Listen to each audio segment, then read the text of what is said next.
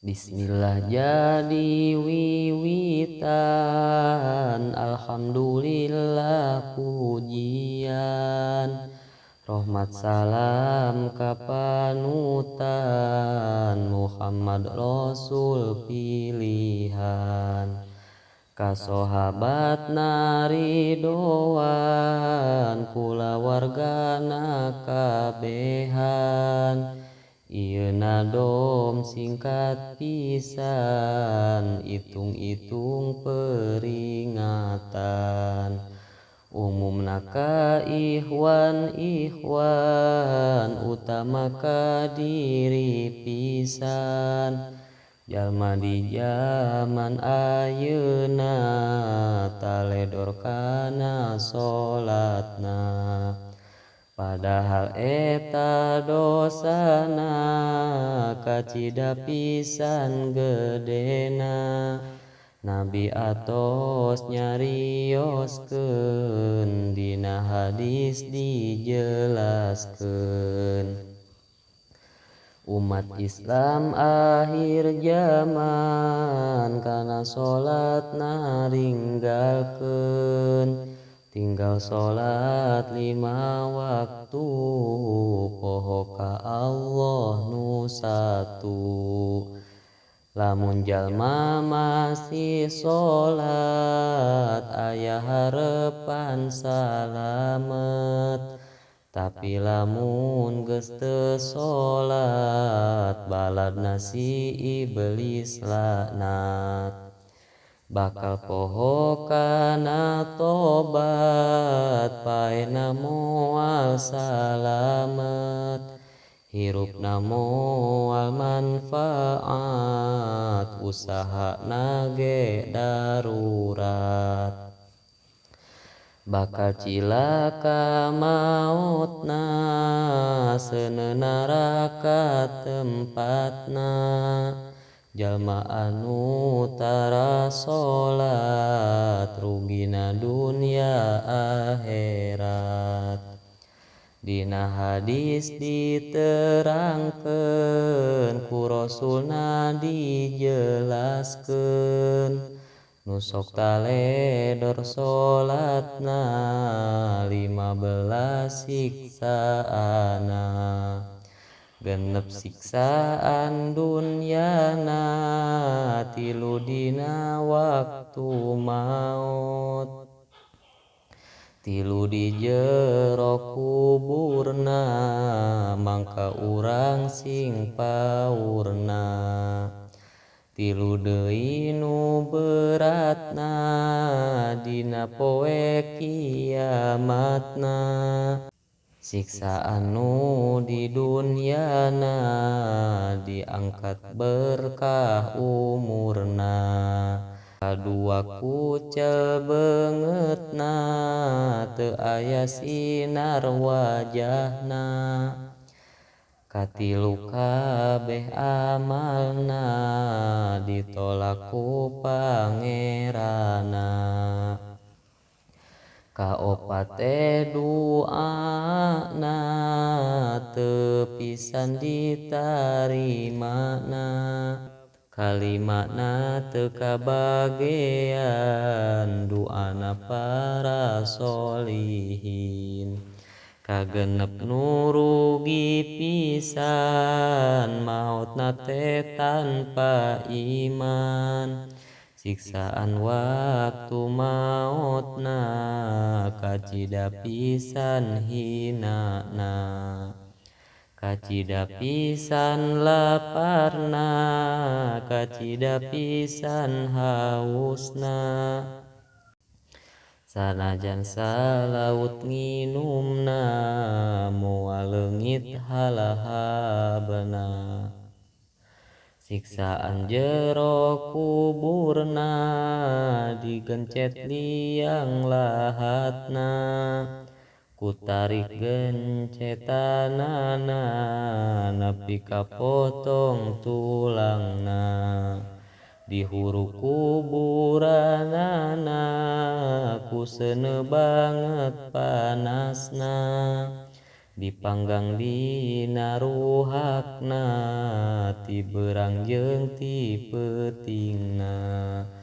Allah ngirim ka kuburna oray nu banget gedena, Sujaul Aqra ngaranna macokan kana badana.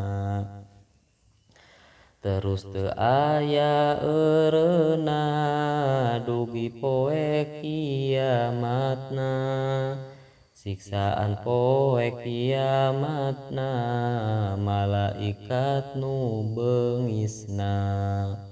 Mawa rante besi baja panjang 70 hasta, dikalungkeun ka pundakna diasupkeun ka sungutna, ditobloskeun ka duburna atuh nyeri kacidana.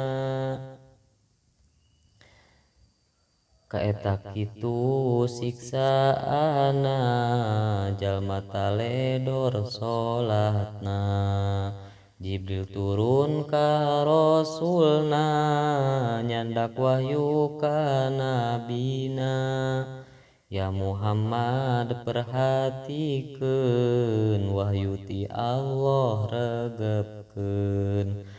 Allah moal narimana ti jalma tara salatna, puasana sodaqohna teu ditampa sadayana. Kitu deui jeung hajina wala amalna jakatna, sagala rupa amalna Allah moal narimana. Jalma nu tarikus salat dilanat ku kitab opat, Toret Injil ngalaknatan kitu deui Jabur Quran. Unggal poe jeung peutingna Allah nurunkeun laknatna, rebu laknat diturunkeun kanu salat sok ninggalkeun. Malaikat ngalaknatan ti langit 7 lapisan, Muhammad ulah nyaahan ka jalma tara salatna. Entongna disafaatan teu asup ka umat anjeun, jalma nu tinggal salatna di mana geuring payahna.